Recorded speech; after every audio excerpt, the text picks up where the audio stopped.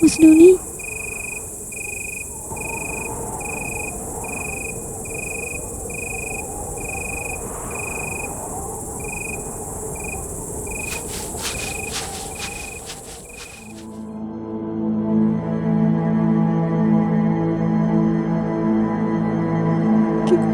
kenapa ini bisa terjadi?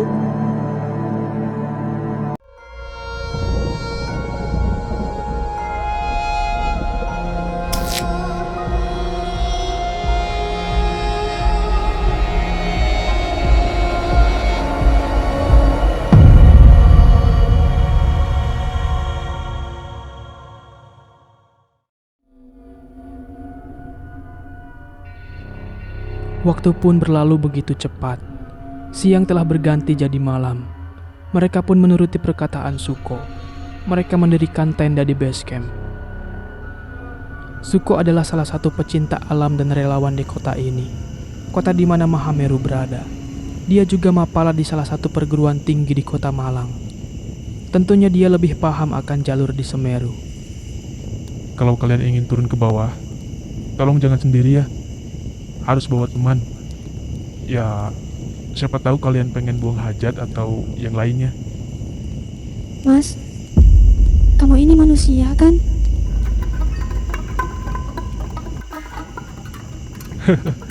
Mbaknya lucu ya. Aku ini manusia, Mbak. Aku ini pemuda di desa kota ini. Aku mahasiswa di universitas kota sini, Mbak. Jurusan pendidikan. Sebentar lagi aku akan wisuda dan memakai gelar doktorandus. Mungkin setahun lagi aku akan menikah dan punya anak, Mbak. Memang di era 80-an tak banyak pendakian di Semeru. Hanya beberapa orang saja. Maka tak heran kalau mereka hanya bertemu dengan Suko dan hanya beberapa pendaki lain. Pokoknya, kita tunggu sampai pagi. Kita tak boleh gegabah mencari di malam hari. Terlalu beresiko. Mereka pun lalu membicarakan rencana penelusuran dan pencarian setiap pagi nanti. Namun Doni tidak sanggup untuk berkumpul dengan mereka.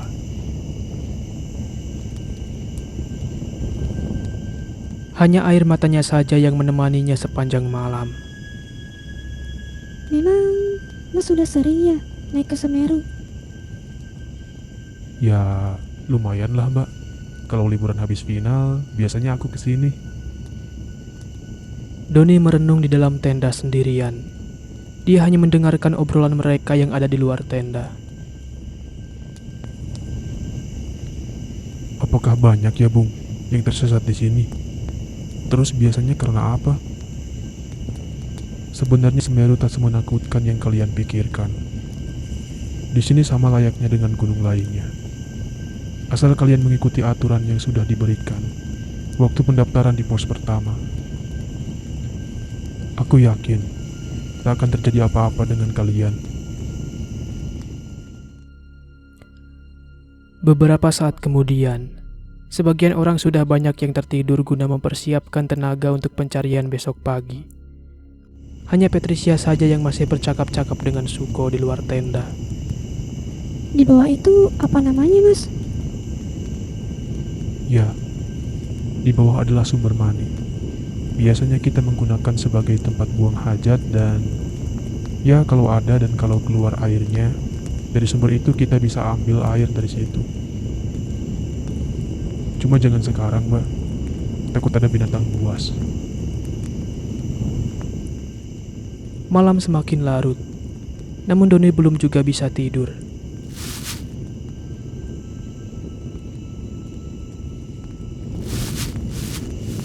Doni lalu keluar dari tenda untuk melepas kecemasannya, yang semakin lama semakin memuncak. Sebentar lagi ada rombongan dari bawah. Mas, Mbak, tolong tidak usah disapa atau dihiraukan. Doni kaget dengan apa yang diucapkan oleh Suko. Namun dia berusaha tak bertanya macam-macam. Selang beberapa menit kemudian, mereka bertiga melihat ada sekitar 15 orang datang dari bawah membawa sebuah bungkusan besar. Bebaskan. Ayo bebaskan dia.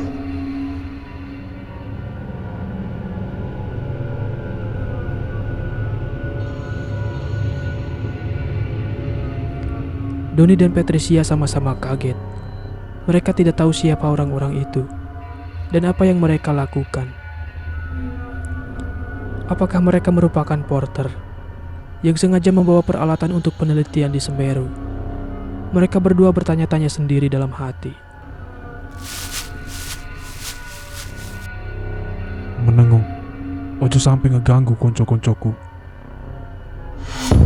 Suko mengucapkan kata-kata yang entah kepada siapa ia tujukan.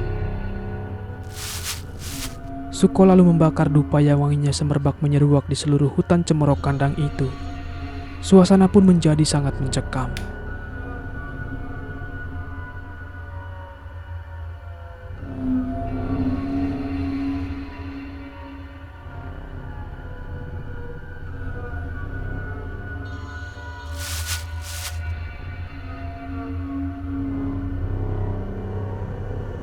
Angin mulai berhembus kencang, dan lama-kelamaan semakin kencang dari arah utara menuju puncak Semeru.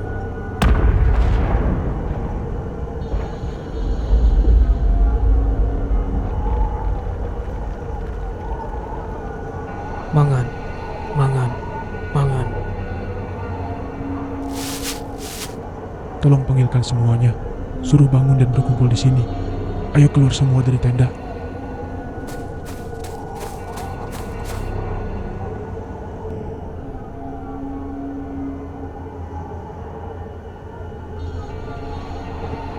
Apakah hanya ini? Apakah sudah keluar semua teman-teman kalian di tenda? Ya, sudah keluar semua.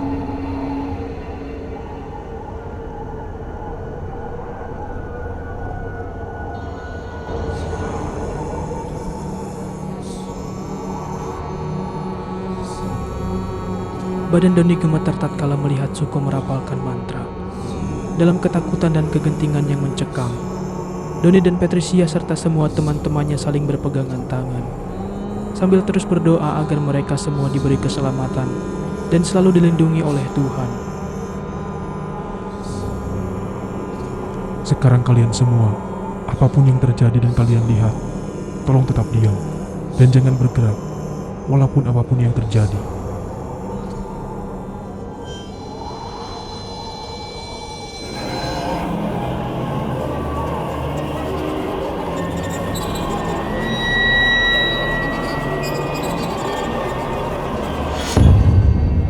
Woi, itu temanku, tolong dibantu. Jangan kau coba-coba lepas pegangan tanganmu, Mas. Tetap konsentrasi dan berdoa.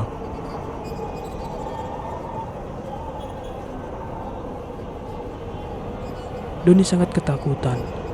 Dia mempererat pegangan tangannya. Dia tak berani menanggung resiko, takut bila terjadi apa-apa pada mereka semua.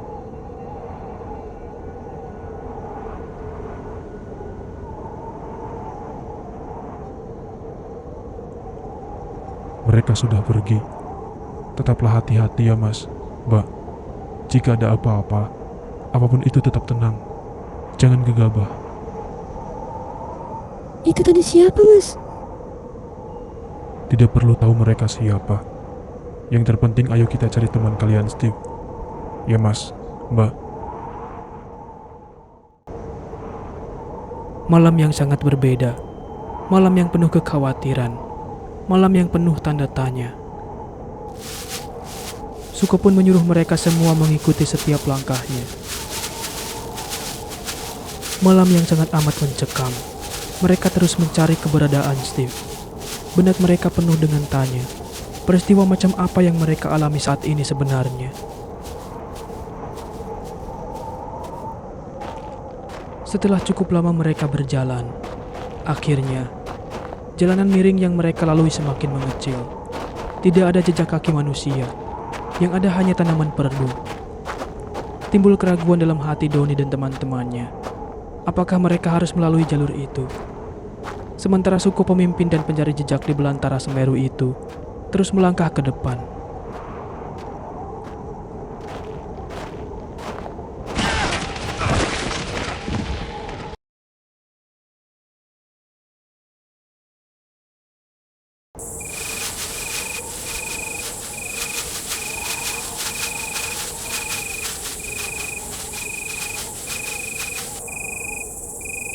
Mas Doni?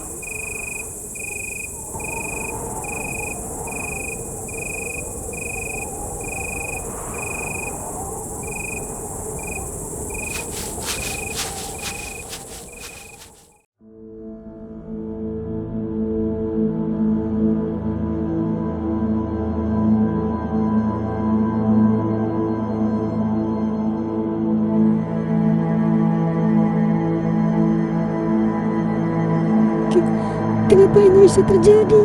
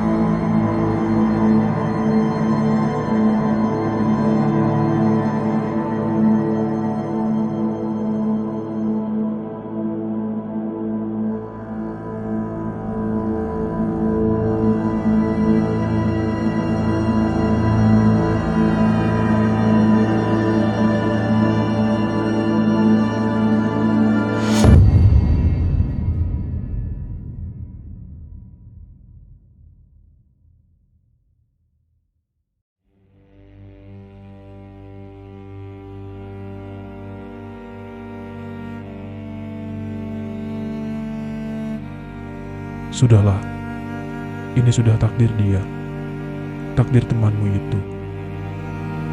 Mari kita turunkan. Bukannya kita harus menunggu petugas evakuasi dulu, biar kita tak dapat masalah. Foto saja dengan kodakmu. Nanti foto itu yang bisa kita gunakan sebagai saksi bila sampai di pos bawah. Karena tak mungkin kita membawanya. Kasihan temanmu bila harus. Apakah tak bisa kita evakuasi dan kita bawa ke pos bawah, Bu? Bila meninggalnya karena kecelakaan wajar, kita wajib membawanya, Mas. Namun kalau seperti ini, apakah kalian tak kasihan dengannya? Mati karena gantung diri.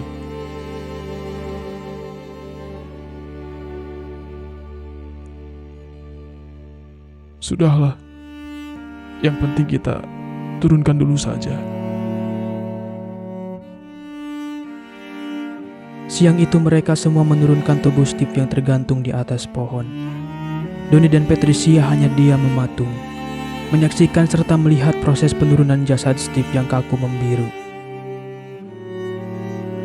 Wis, apa sudah kalian ambil gambarnya? Sekarang juga, kita harus menguburkannya bersama-sama. Hari berangsur menjelang sore. Patricia masih terdengar sesegukan. Dia mendapatkan pengalaman buruk di waktu pertamanya meniti jalur Mahameru. Suko dan yang lainnya menguburkan Steve di bawah batang pohon itu. Pohon cemara yang menjadi saksi semua tragedi itu. Doni menangis merasakan sesak di dadanya. Rasa takut bercampur duka. Dia merasa bingung.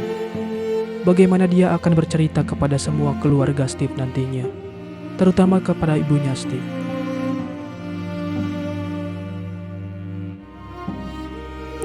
Sore setelah mereka melakukan penguburan, mereka langsung turun ke Ranukumbolo agar bisa beristirahat dan mendirikan tenda di sana.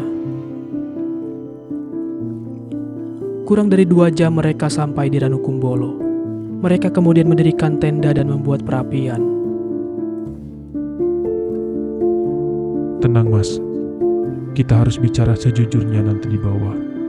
Kepada petugas pos jaga. Apa yang terjadi di atas.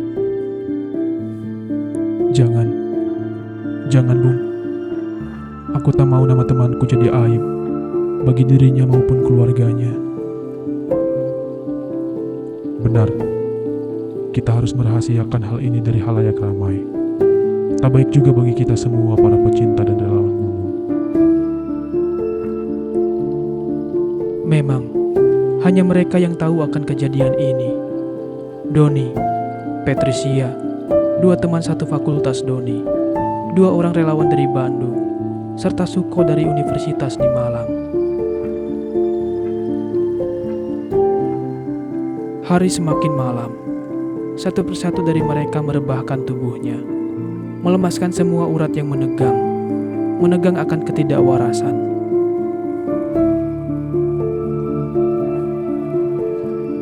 Mas Doni, aku mau istirahat dulu ya. Tolong jangan jauh-jauh dari kami. Iya mas, kalau bisa kamu tidur juga. Biar besok pagi kita bisa langsung turun ke Ranupani. Aku tahu kawan, kalian cemas akan keadaanku. Tapi tenang aja, aku masih mampu mengontrol diriku. Terima kasih ya.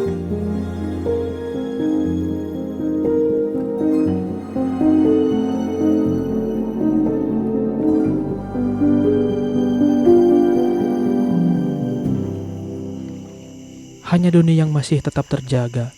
Dia tidak bisa tidur. Dia masih memikirkan semua hal yang telah terjadi. Malam pun semakin dingin diselimuti kabut. Tiba-tiba,